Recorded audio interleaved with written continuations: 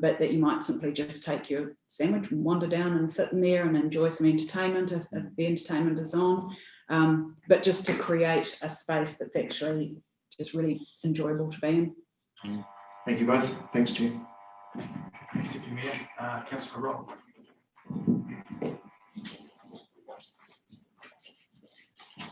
Thanks. Thank you, Chair, and thank you for the report, Vanessa and Mike. Question on activation. Do you think with summer approaching and the fact that we've been in lockdown for a long time, there's an opportunity for some perhaps fast-track activation in the city? And I'm thinking here, I noticed in Wellington they've got a Van Gogh light show going at the moment, which I assume was relatively easy to set up and install. I'm not sure whether it's private sector staff or whether it's Wellington City Council doing it, but that sort of thing could be attractive not only to local Hamiltonians, but also to that attracting people here for weekends and so forth. And you touched on earlier the benefits of Garden Place and Victoria on the River, where we could do that kind of activation. So have you got a plan that over the next 6 months we might, do those sort of things to make the city a bit more attractive and bring visitors in? Yes, I mean, certainly activation is one thing that we rely on to get people in, and going into the spring summer months, there's more opportunity to do that outdoor, utilise those outdoor elements. So we do have a number of events that we are committed to being involved with, from the mushrooms down in Garden Place that are already there, through to supporting creative Waikato to deliver or to help deliver some of their elements, and creating everything from movies in the park to supporting around the bridges. So whether it's events that have been here before that we get behind to support, and the creation of new ones, we've got both of those planned. You've got that funding, haven't you? Yes. And that's still happening, the 100,000. Yes. So is that where you all get involved, or do you farm those funds out to those groups you just mentioned to actually Both. Both. Okay. Yeah. Okay. So we have a large role in the promotional aspects because we have such a good following of the public. We also spend a lot of time on the collaboration side if we can, so getting other businesses involved to support events and the funding as well. Yeah. So we tend to have an involvement in some way, shape or form. Yeah. So if we're heading into the right months for this, yes. Is the plan underway now? Yes. Or is it, yeah. Okay. Yep. Okay. So when might we see the proposed plan for the summer? So we do a monthly listing of events that are coming out. So we have that coming up continuously every month. It's emailed out to Do you get key stakeholders. Interest? Yeah. Maybe we should send it to everyone. Yeah, maybe. Yeah, I don't recall. So we send it into council, but I'm not sure who receives it, but more than happy to distribute that out. So you can see what's coming up for the next 2 months. So that's what we do tend to work on a 2 monthly basis. And we have a general outline of what we're looking to support over the next 12 months, which I'm happy to provide.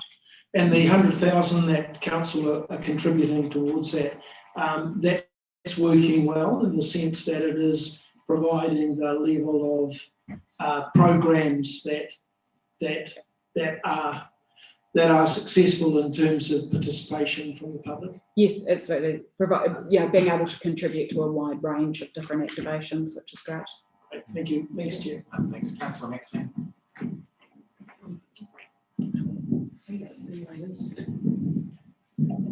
I think you were in the chamber when I asked Jason about packages and how that excites people. Everyone likes to get a bit of a discount and put it together with a bunch of other stuff. Can you tell us a little bit about how the work that you're doing might be able to contribute towards those kinds of offerings? Yes, so we have been developing a CBD package. We promoted it out through the last school holidays. We are looking to launch it for October and November, where we have secured a heavily discounted rate with the Ramada Hotel, and looking to offer a discount on our key experiences that you can do here in the CBD, from escape rooms to the Waikato River Explorer, electrified bikes. All of these different businesses or organisations have agreed to a discounted rate to be part of these CBD packages. So we're working with Book It down on Alexandra Street, where people will be able to go online and live book where they, going and staying for a night, and then the activities that they would like to do at a much or a heavily discounted rate. We're going to run those for October and November. They're just CBD packages to see how they go, and then we'll be working with Hamilton Waikato Tourism to see how we can take that further. Thanks, Vanessa. I'm excited about the 42,000 people that you have following you or on there. How might you be able to grow that social media presence? And it strikes me that Auckland's just up the road. There's other connections that we've got coming in, and it's a pretty big market to hook into. Are you meaning for the CBD packages? Yes, but also for your online. So is it Facebook that yes, you use? Predominantly. Yeah. So for the CBD packages, we would actually, the promotion plan that we're looking at is for Auckland, Bay of Plenty and Waikato wide. So we're quite well aware that we want to tap into that sort of hour-and-a-half market to be able to come in and have a night away. And so we will be tapping into those via iSight and via Book It channels as well, and via other operators. In terms of growing our social media, the number that we've got, we've had phenomenal growth to get there. Within the, over the last 10 years, we've been able to grow to that number. Is quite an achievement in itself. So yes, definitely we keep investing in our social media to continue to grow it. But in terms of a number, we've done pretty darn well to get to where we are. So we will just continue within our channels to grow that via Facebook, Instagram, and see where that leads. Thank you. Thank you. Thanks, Jeff. Yeah, I'll flick over to Zoom. I've got Mangai to Ollie. Just by show of hands, is any of you guys wanting to speak? Ewan? To speak for, Sorry. I reserve the time to make a positive comment at the end. Can you confirm? Okay. Where's the microphone? We'll go to Ewan, and then we'll come over to Zoom, and we've got Mangai, Ollie, and Sarah. Thanks, Chairman. Vanessa, thank you. My question centres on the CBD, Garden Place area, and your comments about low-hanging fruit and the need to spend some more money there. For those of us who've been in council over, say, a 20-year period, will recall the numerous occasions when this city has spent a huge amount of money. We're talking millions of dollars in Garden Place. My question is, you've talked about there not needing to be a huge spend. Could you articulate that more clearly? And secondly, are you also saying that in fact that needs to be factored in as an ongoing trend, so that that you're suggesting that every couple of years those types of things like a furniture change and other areas that you may want to elaborate, we need to plan for and put into our LTP. If what your position is, this has to be the ever-evolving, constantly changing, and the sort of budget you think we need to think about to achieve that. Okay. Yes, I do. I think, sorry, to go to your first part of your sentence around the investment that's been in Garden Place, and I know there is a lot that has happened over the years, and I know that there is a perception around the continual overhaul that Garden Place has. I think that's probably an entire separate discussion when looking at the space, because certainly there are elements of Garden Place that should be changed to make it functionally better. I know that there has been discussions around the stage. I know that there has been discussions around the grassed area and that sort of thing. So I think that those discussions should also happen, but just looking at the basics, it is considered the centre of our CBD. It is an area that is like our front door. So when you drive down what is considered the main street of Victoria Street, you've got lights that you potentially are stopping alongside Garden Place, and that is your visual for the city.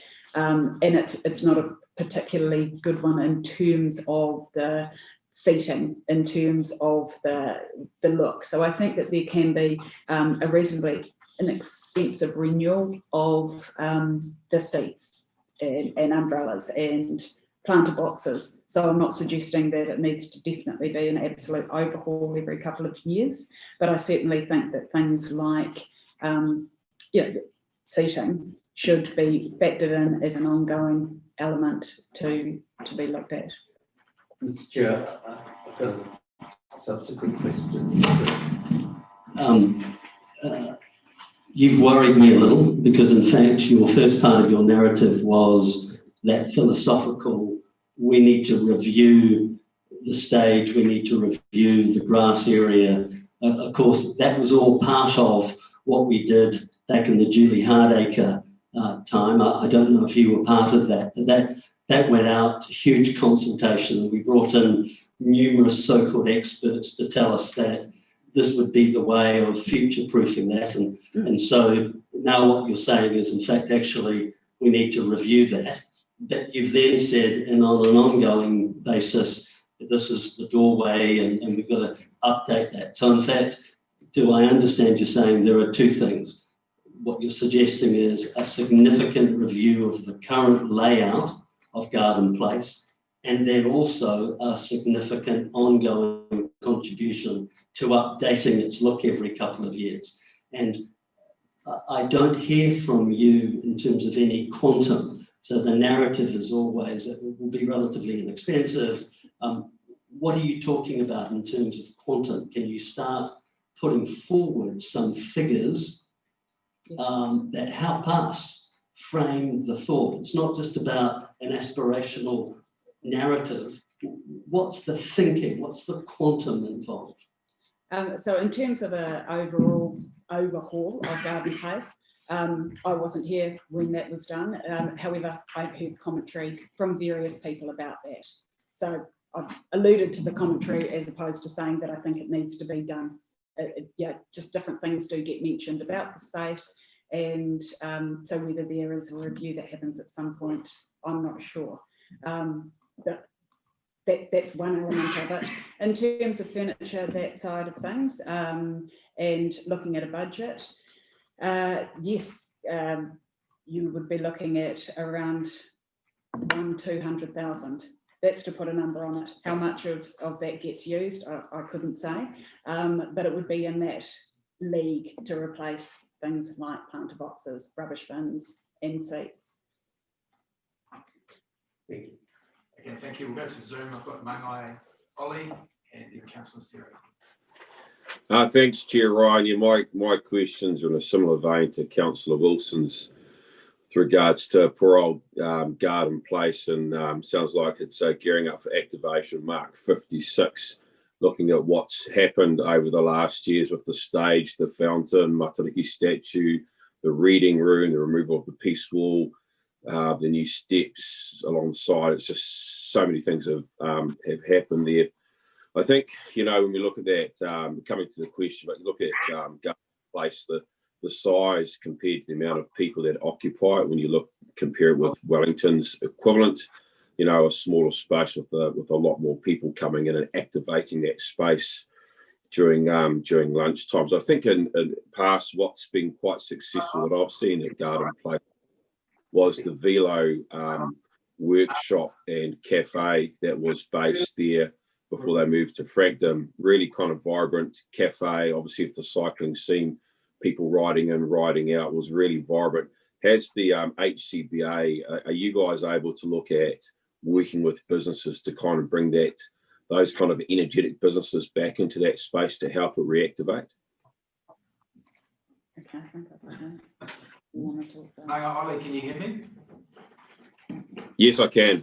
Sorry, it was quite a lot of context to get to your question. Can you just repeat the question at the end of that?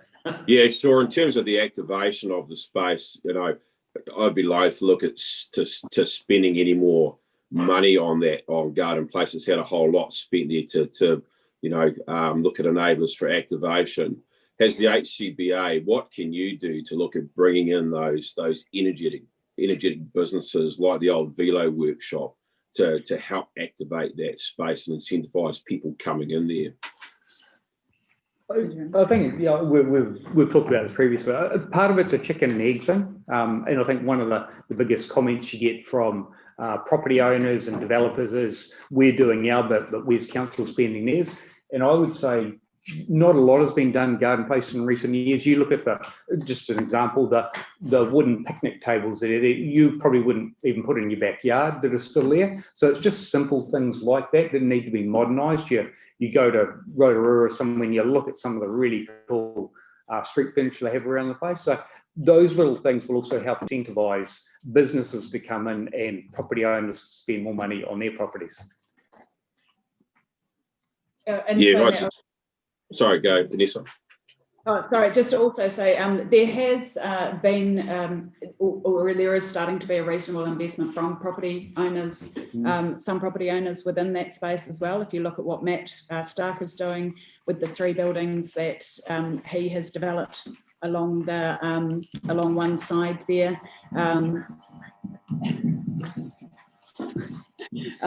So, there has been good development on the opposite corner where the game centre is. There are some good eating places along there. We have events and activations happening all the time in Garden Place. We have music, and like Mike said, it is a bit of a chicken and egg thing. We've got all of those, but at the moment, I wouldn't say there's anywhere that you want to necessarily sit down and enjoy the Garden Place. So, yeah, in terms of investing in the space, I think there are, beyond the investment, there's just some basics that need to be taken care of, whether that's called investment or renewal. I don't know, but, seats, bins and general ambience, I think can be done without it having to have necessarily a major overhaul. Yeah, I acknowledge what you're saying. Probably Mike agreed to disagree on the spend in that place. But once again, my question is, HCBA, what can you guys do to bring businesses into those spaces around the Garden Place to re-energise it? So we work quite closely with the commercial sector sitting beside me to help with who could potentially be going into some of those empty spaces around Garden Place. Predominantly, there hasn't been a great deal. So what may be seen at the moment, there is one area that is getting developed on the corner that is about to start, and a couple of other places have only recently been made vacant. And as I said, we do spend a lot of time on activation into Garden Place and bringing people in there from that point of view. So, yeah, that's where we look to support at the moment. Cool, thank you. We spent about 5 years, 20 years to start to actually buy a building in Garden Place, and eventually now we've sold them a series of them. So it's about bringing those other sort of people in. Steve McKeegan is now doing El Pasco's building on the northeastern corner of Garden Place. So that building will be strengthened and refurbished, I hope to start in October. Vanessa mentioned, Wallace Development's doing the southeastern corner of Garden. So there are things happening continually in there, and it does look a lot better than it did, say, 5 years ago. But it's hard, and I think a little bit more investment from council as a part of renewal will certainly give others the enthusiasm to come in there. Okay. Thank you. Can you run here on Zoom? I've got Councillor Sarah next. Is there anyone else in the room wishing to speak? Okay. Questions. Councillor Sarah, just remind, we're starting to merge into off the scope of the topic on receiving the report and feedback. So just okay. All right. I'll keep my question brief and don't need an extensive answer. I was just interested, you mentioned, Vanessa, that we had garden festival activities in the CBD, which was quite successful. And I I was just wondering if, in your view, we should be trying to focus more of the summer festival activities in the city centre where people can then go to dinner and spend and activate that area. I definitely think there's opportunity to continue to develop festival presence in the CBD. And yeah, we have a number of different festivals currently held for different cultures and celebrating different experiences. And I think that there is room to continue to do those. In terms of the Hamilton Garden Arts Festival, delighted to have had the presence in the CBD and to see that ongoing. However, I do know that it is more seen as a Hamilton Gardens Festival, and I wouldn't want to take over what is theirs. But it's great to be able to offer up like teaser activities to other big things that are happening around the region, and that's what I see with the Garden Arts Festival. Fantastic.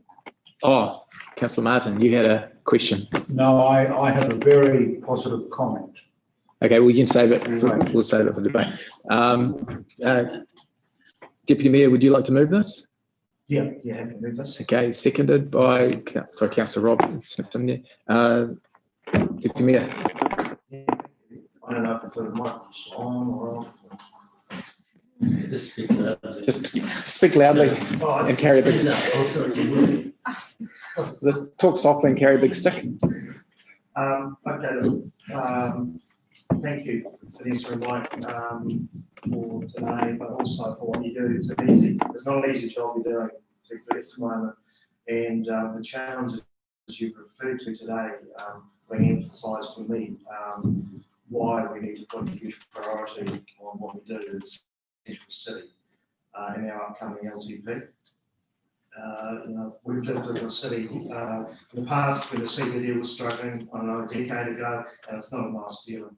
I can remember Gordon Chesterman describing it as a dead duck, and it was not a good feeling when your heart in the city is struggling. No, I don't think anyone feels good about it. And I think COVID has come up with challenges that none of us really could have imagined. And but I think you guys have been really upbeat, and you're doing a great job of keeping people confident there. And I think businesses can also be heartened by this council's plans for the Central City. The Central City is one of Mayor Paula's top priorities going into the LTP, to make the Central City a place where people love to be, as how it's been phrased. And there's a lot of pressure on us to provide more high density housing. And the Central City is going to be a location for that, but there's no point trying to do that if it's not a great place to be, if you haven't got great amenity. And so I think we really need to focus on some of that, making sure that it is a place where people actually want to go and live. And so as we approach the LTP, I would just urge my colleagues, as the advisory group champions some of the projects, don't regard them as discretionary.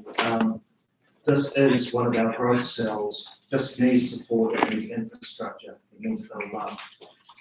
Garden Place has come up a couple of times, and that's my fault because I raised that. But I do agree, I think for the sake of spending 100K on getting some pretty cool furniture, imagine if it looked a bit more like VOTR, some of the stuff we've had some of that kind of look in Garden Place. I think for pretty relatively small bank, but we could do something there which would make a real difference, I think, without having to reinvent the whole thing. So yeah, thank you very much. Well done, guys. I'll go to Councillor Rob. Well, thank you, Chair. I wasn't really going to say anything, but I will respond. And look, I think the Garden Place issue is a renewals issue. And I don't think it needs to go anywhere near the long-term plan.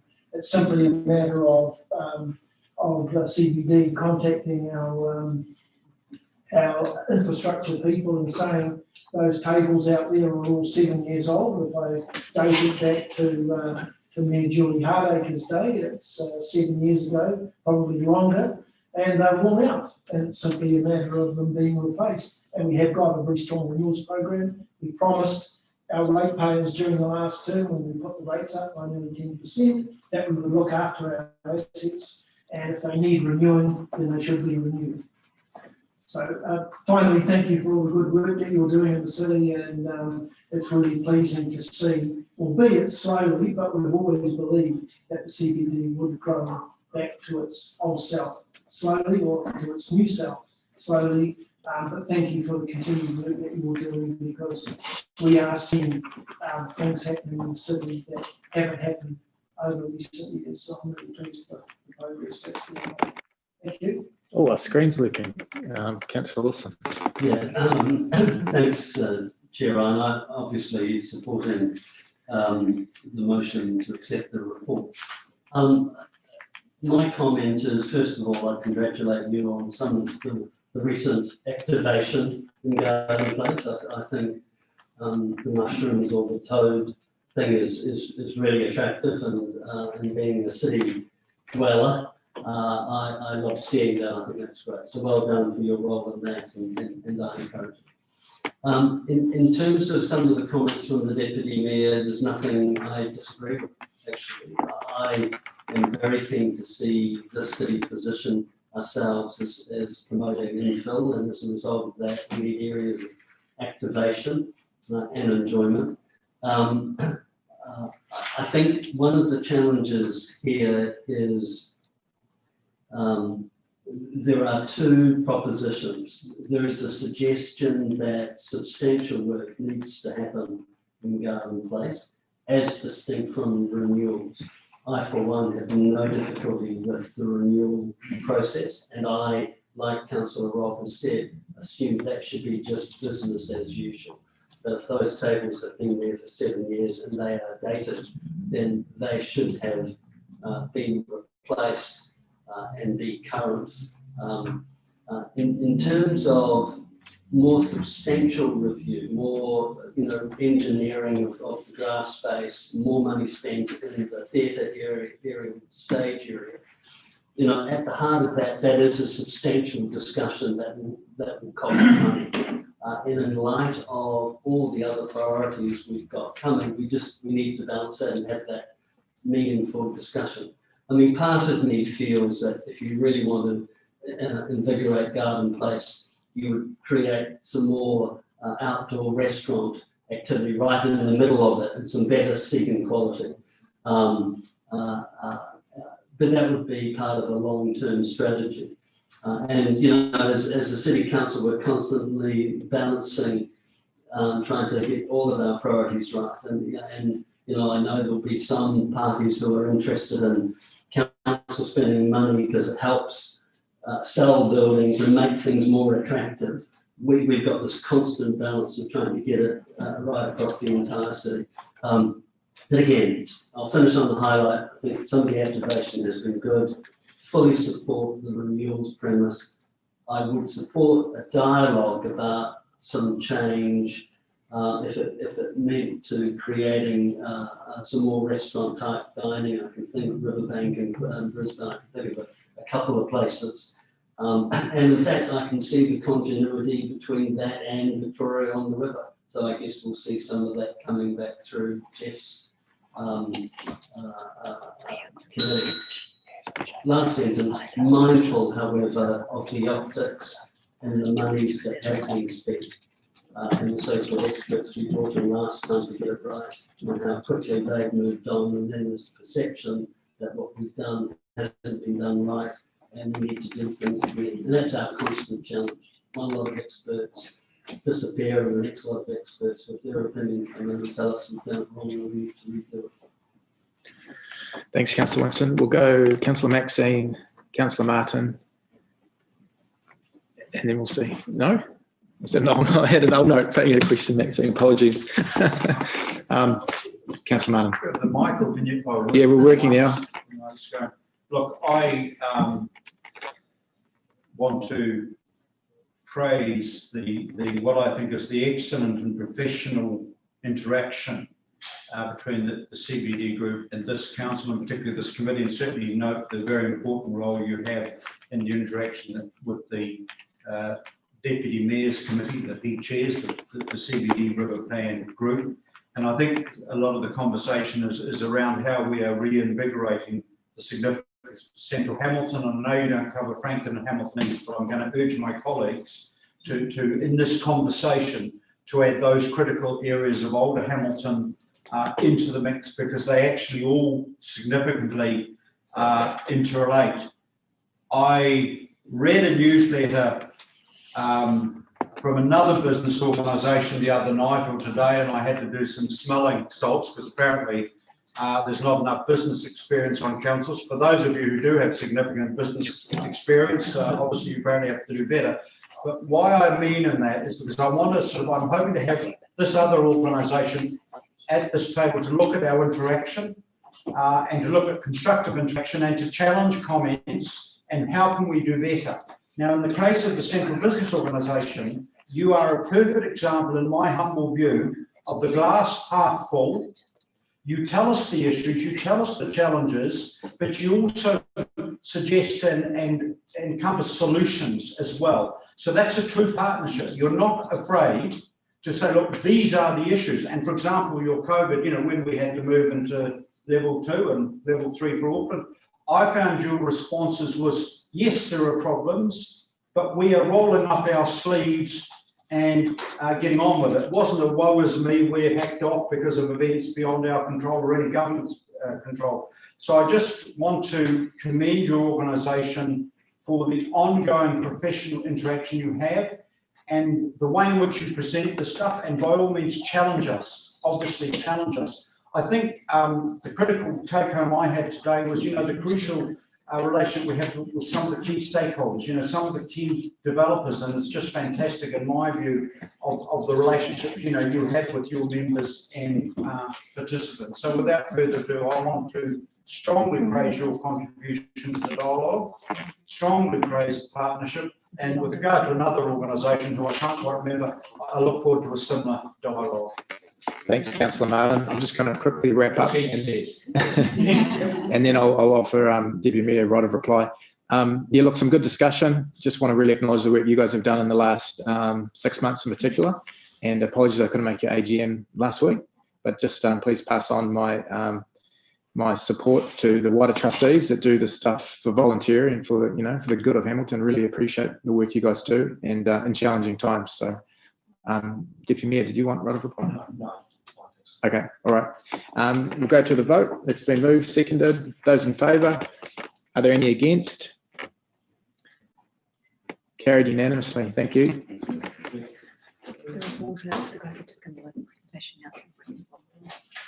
Okay. I'm going to welcome Hamish Bell from Te Waka.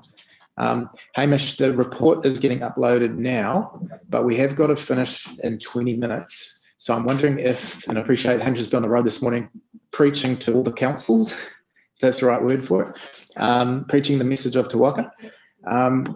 So my encouragement would be to speak less and allow more time for questions. Councillors, we might have to finish questions and come back for debate on this particular item, just for time, because we've got to allow 45 minutes for the airport director's conversation at 1 o'clock sharp. Hamish, in your hands. Thank you, Mr. Chair. My apologies. I need to press the button. You're good. My apologies for being late. I had a half an hour slot with regional council, and they started me 20 minutes after that slot and finished. So I do apologise. This is an important forum. Look, I assume that, Rod, have they seen the PowerPoint presentation as opposed to the long-winded? We've got it up now if you wanted to race through it. Okay, look, if I could go to just a couple of slides down and I will talk to it. I guess, look, if I do a 2-minute précis, Te Waka is 2 years old. We're still learning to walk. We've made a bunch of mistakes. I think we've done some things that are pretty positive. But we've also done a lot of things that others wanted us to do without really saying whether those things fit. And as an infant, we're now saying, right, what do we need to do next? The COVID environment's given us probably a perfect excuse to do that, and it was well overdue. So I think where we're going, the front view mirror of Te Waka needs to look quite different to the rear view mirror. I don't want to spend a lot of time dwelling on where we've been, other than we've learned a lot.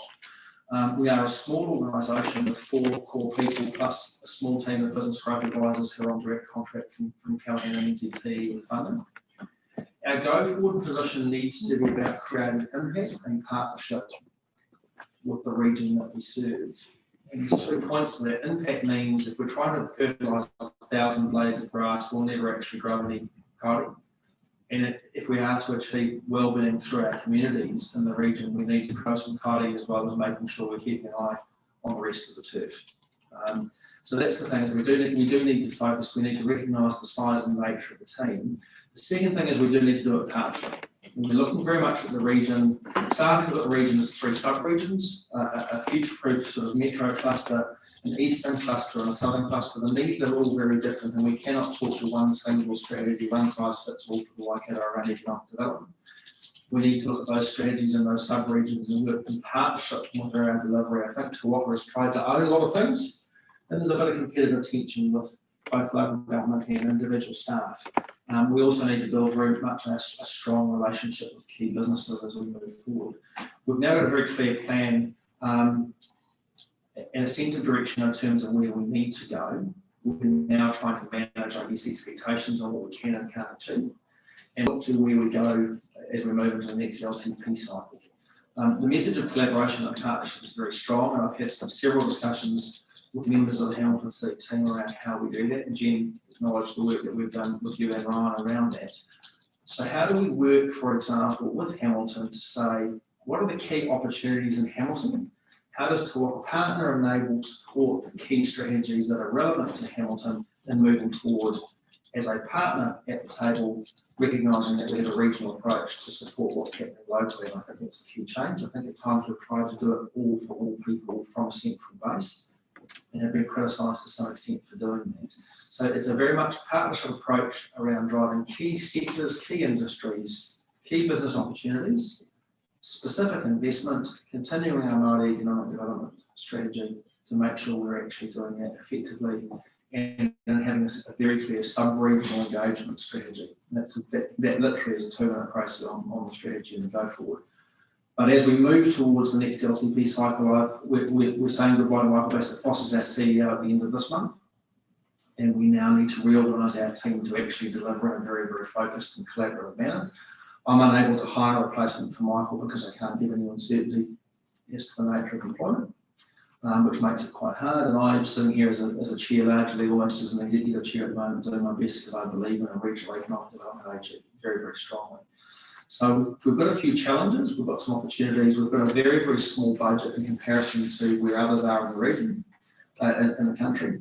We need to work to our means, we need to try and scale that with folks way to create impact, but doing so with the region's beating heart, which is Hamilton, is really, really important. Mr. Chair, that's probably, I'll stop there. I know that's a very, very quick run through. I'm hoping that people have had a chance to see, I don't know, haven't had a chance to see some of these slides. But hopefully they can be circulated, and I'm very happy to have a general discussion if that suits. Yeah, absolutely. I'll just ask a question off the bat. Hamish, can you just speak to your Māori economic development strategy that you mentioned in the report? Yeah, and look, if I touch on that, working with Māori enterprise across the Waikato region is extremely important. I care about it. I think the board cares about it. That is not a strategy for Māori, or for iwi or for Hapu. It's a strategy of supporting enterprise that may or may not associate with being Māori. It's how do we build Māori enterprise across the Waikato region. From things like a specific social procurement initiative that we're undertaking around driving work out of councils and out of the key construction sector into some degree of making sure Māori enterprise get their fair share of that work, right through to specific support for individual iwi or Hapu projects that make commercial sense for the region. So Ashley Turner's been leading that work for the last 18 months. Sadly, Ashley's leaving us, has been poached by the PDU to go and drive, replace Michelle Parkey in the PDU. That's enabling us now to drive a much closer relationship with Indy and the PDU, and that we're going to host both of those people within the Te Waka office and actually provide them a home.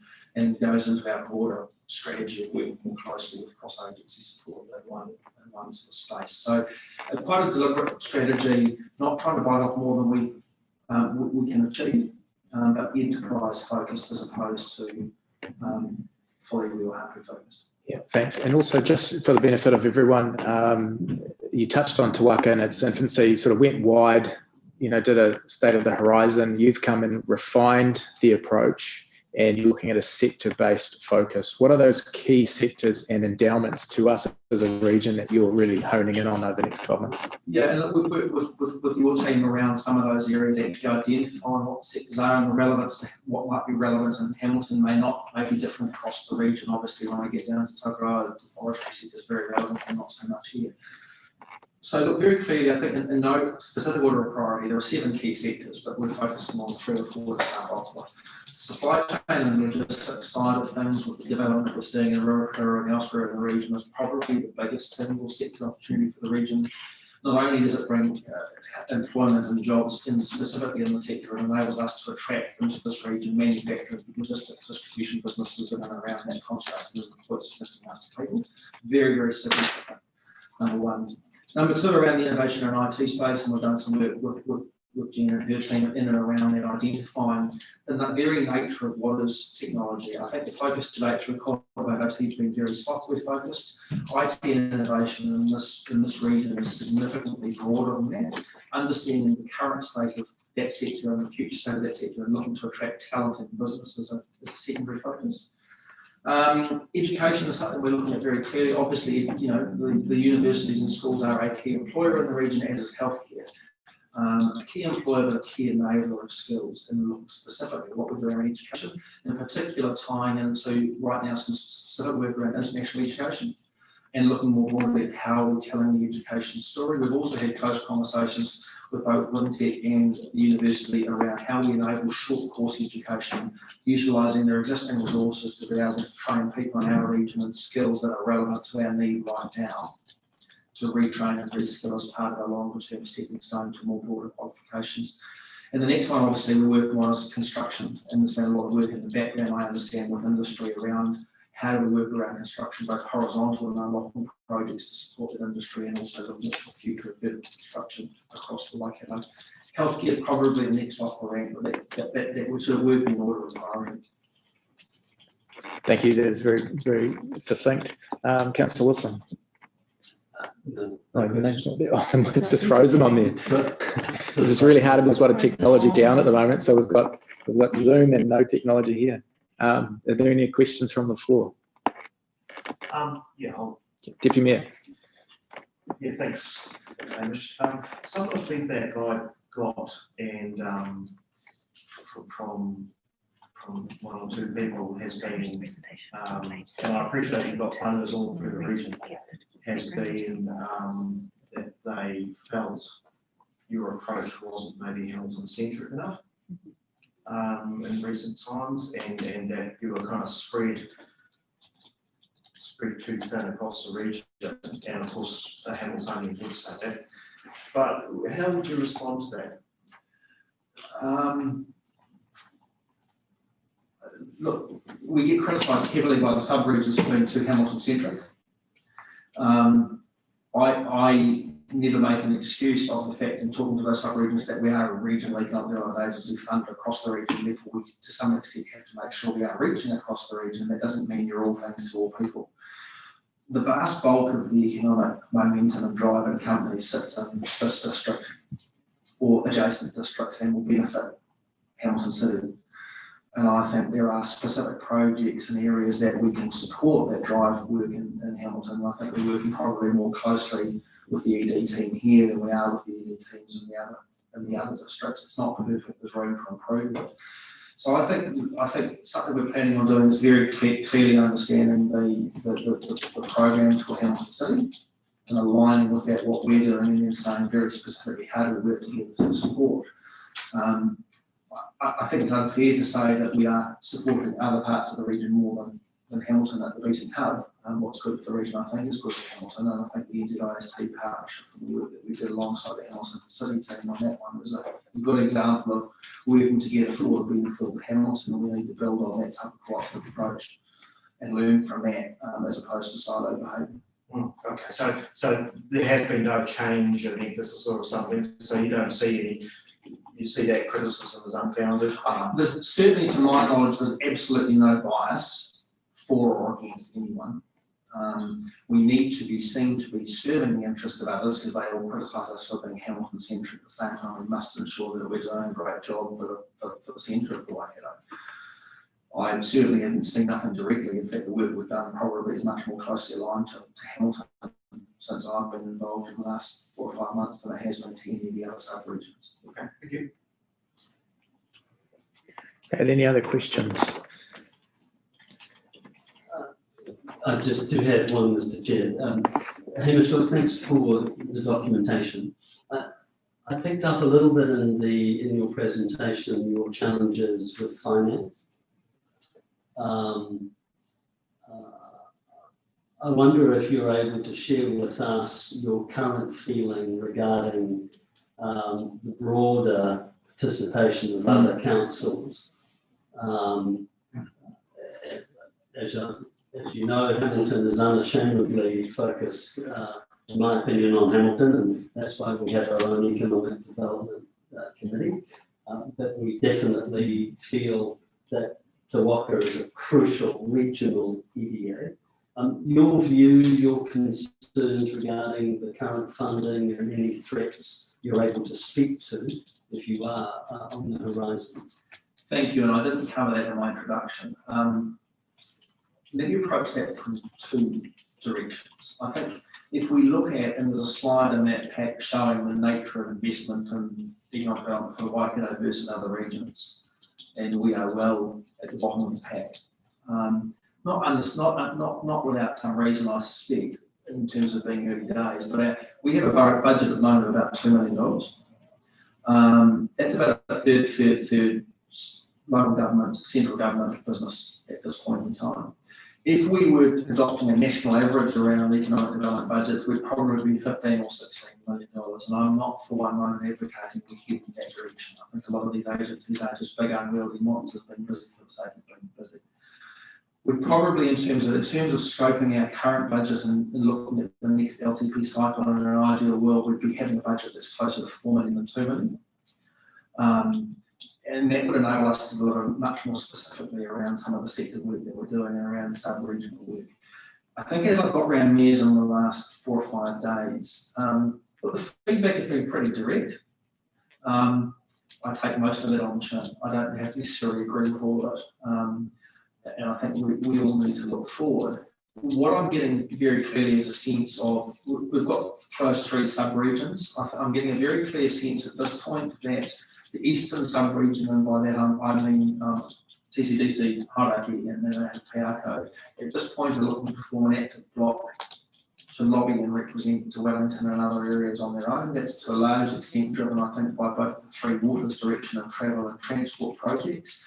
A little bit of return to the Thames Valley Water Board thinking. And I've had very good conversations with all 3 of those mayors, and I know they've reached out to me, Jenny and South Waikato, around joining that view. My sense at the moment is they will withdraw both from the Waikato plan and from Te Waka in terms of funding through the next LPD cycle. And I think they're seriously investigating their support to the extent they do in that block for HWT. So the risk we have again with the Te Waka budget of 2 that ideally needs to double, recognising we're significantly underinvested, is that of our 670 we get from local government, 300 comes from regional council, 370 comes from local government. If we lose 80 or 90 of that, that's a dent when the budget's very tight.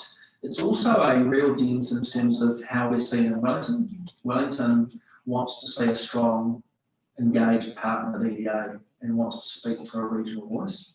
That has to be done the right way in partnership, not in an arrogant way in the middle. And if we see part of the broader Waikato region strike out on their own, that will not be seen positively in Wellington. And I believe while they can advocate in Wellington, I think Wellington still wishes to have a strong central voice. At this point, I'm also getting messages from regional council. Most of the EDAs around the country are funded through a targeted rate from a regional council as opposed to individual rates. And I think that there's certainly an appetite from regional council to step up and increase their level of support, but also there's some tension with that for many obvious reasons around the individual TLAs and how that might be perceived. So from a Te Waka point of view, my issue right now is our money all runs out with government, local government and business next June. And I'm unable to go and actually employ a replacement CEO for Michael. And I think what leadership looks like is different to what we've had, with the greatest respect to the contribution that Michael has made. we need to align our resources to deliver, but right now I'm struggling to keep the team together because we don't have the leadership and no certainty around that continuation as an EDA. We could pull back and focus entirely on the future-proof Northern Corridor, and there's a lot of logic for focusing on momentum, but I still personally believe that's the wrong answer for the region as a whole, and it's the wrong answer for Wellington. So we're trying to flush out, I guess, two questions: is do you believe in a regional economic development agency if it's doing the right things? Are we doing roughly the right things in terms of our go forward position and recognising the past? And if I can't get the provincial mayors and CEs engaged in that conversation, there's probably no point going into a long-winded LTP process quickly. We need to look to the support and what we can achieve around impact and focus our attention.